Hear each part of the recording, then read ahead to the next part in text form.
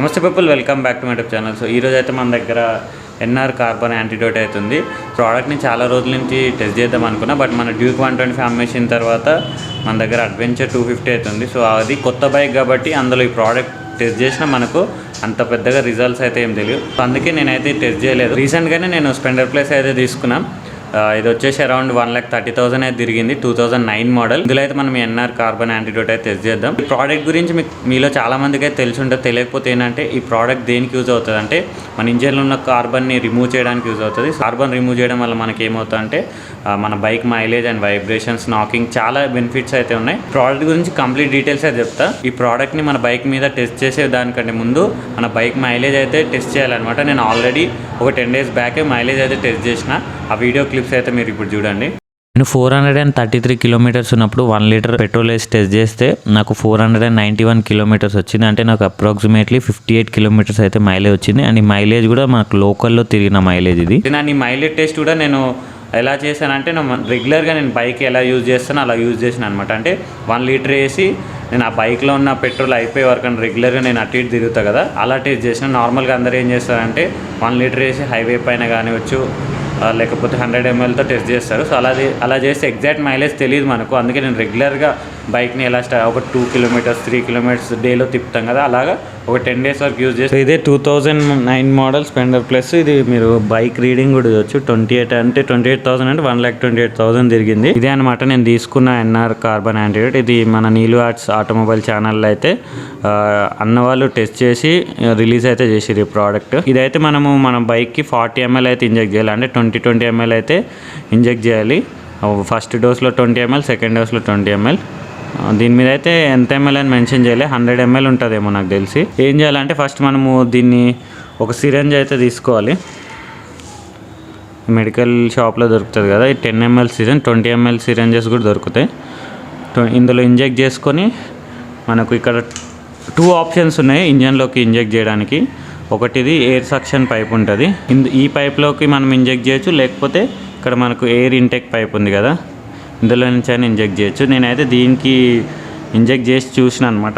అంటే నీడిల్ వెళ్తుందో లేదని. నీడిల్ అయితే వెళ్తుంది, లేకపోతే దీనికి ఇంజెక్ట్ చేద్దాం అనుకున్నా. ఎలాగో దీనికి ఇంజెక్ట్ చేసినాం కాబట్టి ఇక్కడ నుంచి ఇంజెక్ట్ చేద్దాం. ఫస్ట్ 20 ml అయితే తీసుకున్నాం. అంటే ఒకటే రోజు మనం 40 ml అయితే ఇవ్వద్దు, 20 ml అయితే ఇవ్వాలి. ఫస్ట్ డే మనము 20 ml ఇస్తే నెక్స్ట్ డే 20 ml ఇవ్వాలి. అలా అయితే రిజల్ట్స్ బాగా వస్తాయి. అండ్ మనం ఇంజెక్ట్ చేసినప్పుడు బైక్ ఆర్పిఎం కూడా ఎక్కువ ఉండాలి. అలాగైతే రిజల్ట్ వెంటనే తెలుస్తుంది.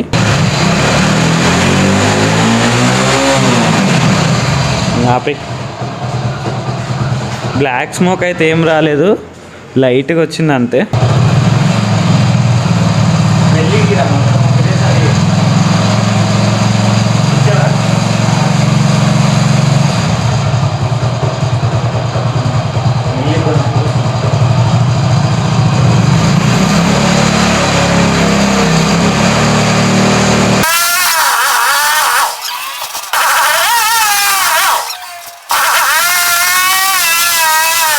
ml ఇచ్చినాం, ఇంకో 10 ml ఇస్తాం.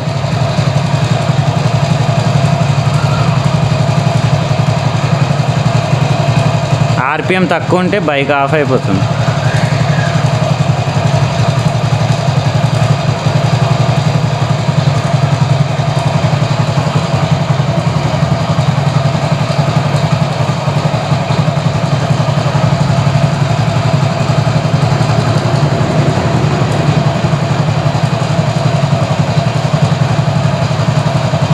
ఏమైందుకు రావట్లేదా?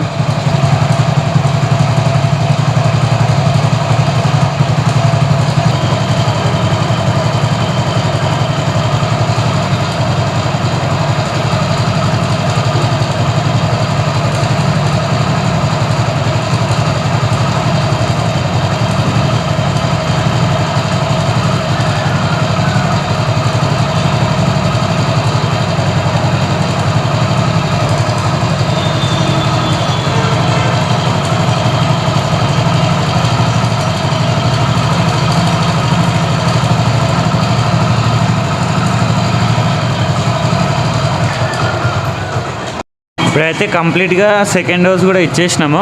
20 ml ఇచ్చాము. సో మళ్ళీ నెక్స్ట్ డే నేను రేపు ఇంకో 20 ml ఇస్తాను. అండ్ రిజల్ట్ కూడా ఇప్పుడే తెలియదు అనమాట. 10 to 15 కిలోమీటర్స్ రైడ్ చేయాలి, అప్పుడే తెలుస్తుంది. రేపు సెకండ్ డోస్ ఇచ్చిన తర్వాత నేను మళ్ళీ మైలేజ్ టెస్ట్ చేస్తాను ఒక 3-4 డేస్ తర్వాత. అప్పుడు చూద్దాం ఏమైనా డిఫరెన్సెస్ ఏమో తెలిసినాయని. ఇప్పుడైతే నాకు నార్మల్గా అనిపిస్తుంది. కొంచెం స్మెల్ అయితే చేంజ్ అయింది, ఇంజన్ ఎగ్జాస్ట్ నుంచి స్మెల్ కొంచెం డిఫరెంట్గా వస్తుంది. నేనైతే మన ఫస్ట్ డోస్ అయితే కంప్లీట్ అయిందనమాట. ఈరోజు డే 2, సెకండ్ డే. మనం ఈరోజు ఇంకో డోస్ అయితే ఇద్దాం. ఆ బైక్లో అయితే నేను అంతగా మనకు కార్బన్ అయితే రాలేదు, బట్ నేను గమనించిన బైక్లో నుంచి కొంచెం బ్లాక్ స్మోక్ అయితే వచ్చింది. అండ్ పేపర్ బెడ్ చూసిన లైట్గా వచ్చినాయి పార్టికల్స్, కార్బన్ పార్టికల్స్. సో ఈరోజు ఇంకో డోస్ ఇస్తే చూద్దాం కంప్లీట్గా కార్బన్ పోతుందేమో.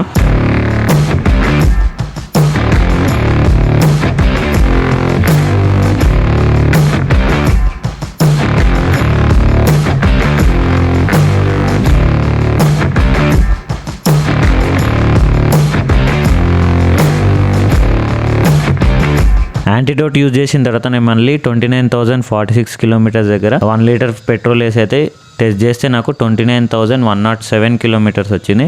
అంటే నాకు అప్రాక్సిమేట్లీ 3 కిలోమీటర్స్ అయితే ఇంక్రీజ్ అయింది. అండ్ నేను ఫస్ట్ టైం మైలేజ్ ఎలా టెస్ట్ చేసినా సెకండ్ టైం కూడా సేమ్ అలానే టెస్ట్ చేశాను. అంటే లోకల్లో నాకు అప్రాక్సిమేట్లీ 3 కిలోమీటర్స్ ఇంక్రీజ్ అయింది. హైవే పైన అయితే నాకు దీనికంటే ఎక్కువ మైలేజ్ వచ్చే ఛాన్స్ అవుతుంది. సో ప్రోడక్ట్ అయితే బాగానే వర్క్ చేస్తుంది. అండ్ ఈ మైలేజ్ టెస్ట్ కూడా నేను యాంటీడోట్ యూజ్ చేసిన తర్వాతనే చేయలేదు.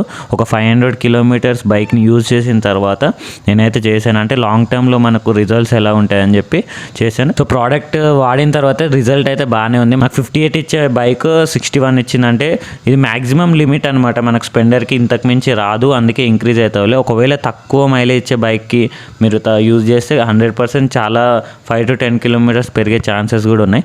బట్ మనకు మ్యాక్సిమం లిమిట్ అయితే రీచ్ అయిపోయింది. నాకు ఆల్రెడీ 58 ఇవ్వడమే ఎక్కువ, 2009 మోడల్. ఇంకా 3 కిలోమీటర్స్ అయితే ఎక్కువ ఇచ్చింది. సో ఒకవేళ మీకు ఎవరికైనా ప్రోడక్ట్ కావాలనుకుంటే డిస్క్రిప్షన్లో మొబైల్ నెంబర్ ఉంటుంది.